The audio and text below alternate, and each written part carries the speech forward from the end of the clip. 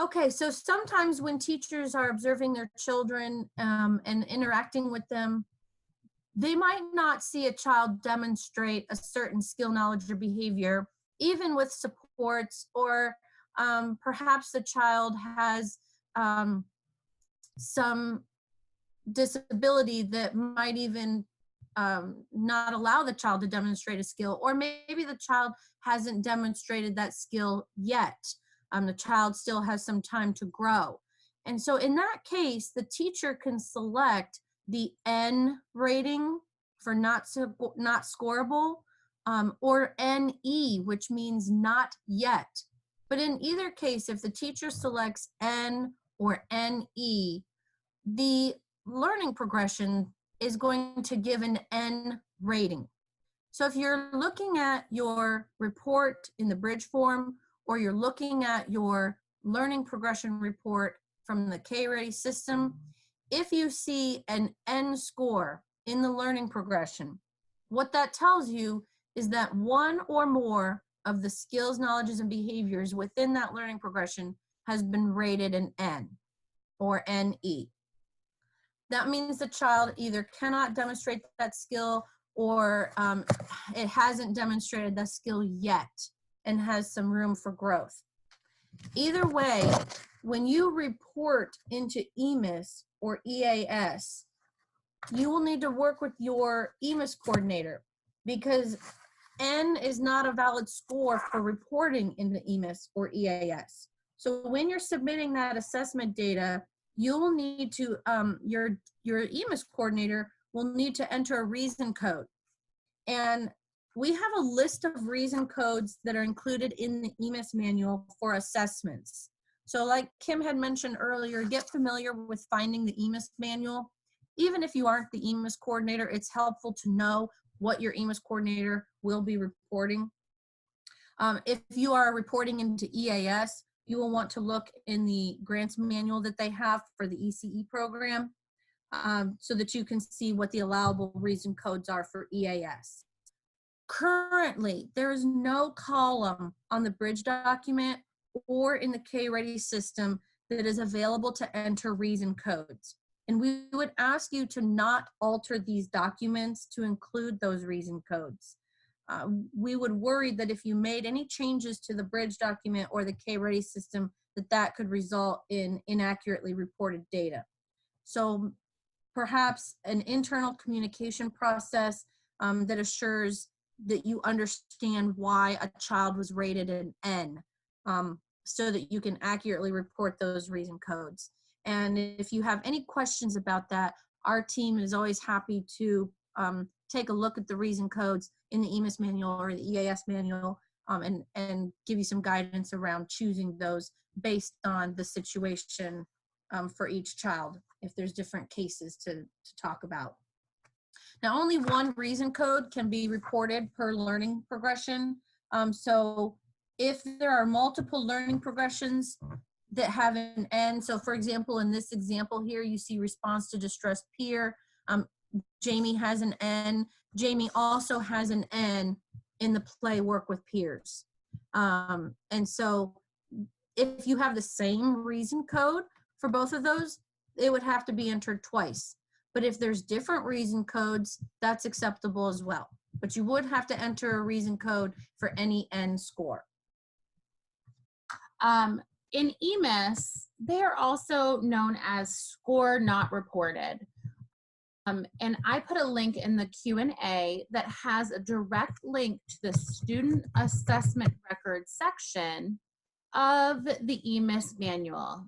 EMIS and I've learned a lot about EMIS this school year. And the student record, or the student assessment record 2.8, which Elizabeth is kind of going to, has a full list of reason codes. There's not one blanket reason code for why a score wasn't reported. We utilize the same score not reported codes as they do for all the other assessments. So Elizabeth just pulled that up. A is a medical reason, B, parent refusal. There's a whole slew of them. While we had a link to a previous document that had just a handful of valid options for scores not reported, EMIS has added many other options throughout the time the assessment's been around. So know that you have these options. I just printed this out recently just so I could have access to it and be able to look at it quickly. Maybe you want to send this to your teachers if you know they have ends reported in their learning progression data. This will help kind of facilitate that, because then they can choose the reason code. They're the ones who provided the assessment and we're observing children. So this might be the best step for you in getting that most accurate information and kind of streamlining that data process. I've had a couple questions this school year where a child intended to participate, they're enrolled at the school, but they never came. So obviously that's going to be something different than a medical reason or just an other. So there are lots of options to do based on who that child is and the current situation. Again, I encourage you to share this information with your teachers so they can inform you and share that information with the EMIS coordinators to kind of streamline your reporting process. Very good. Thank you. So what's next? Other than what we said at the beginning, that we want you to confirm that data has been entered and get prepared for getting your reports and organizing them for reporting, we look at 3 other things other than just reporting. Support is really important for your teachers. Supporting them through training if you have new staff that need trained, or the Management Council just released a module of various trainings called the Jumpstart modules. I'm sure Ed can talk about that if we have a moment. Those are free, they're online, you can do them at any time. We also would like to see some support through planning. So taking a look at the data and intentionally planning to support children in the classroom with the environment, with use of language, using that early learning assessment data really to inform your instruction.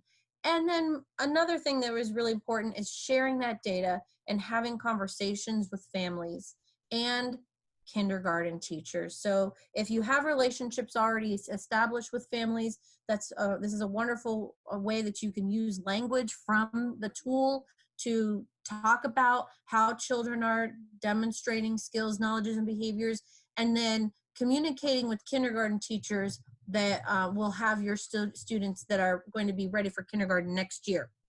Communication is also important. So if you are a data manager, you might be communicating with other district administrators or other data managers. We know that many programs have more than one data manager, so making sure that everybody's on the right page as far as who's responsible for what. Ensuring that you have an account. If you've recently been given the role of assessment data manager locally, you might not have access to KReady right away. So you can reach out to our help desk and they can help you get your account set up. And then finally, analyze that report, making any kind of decisions as far as additional screening, or if you might suggest some further diagnostics for any children, differentiating instruction. Maybe some children are ready for harder tasks to move them up a level. And you can also use this data to inform and guide your professional development.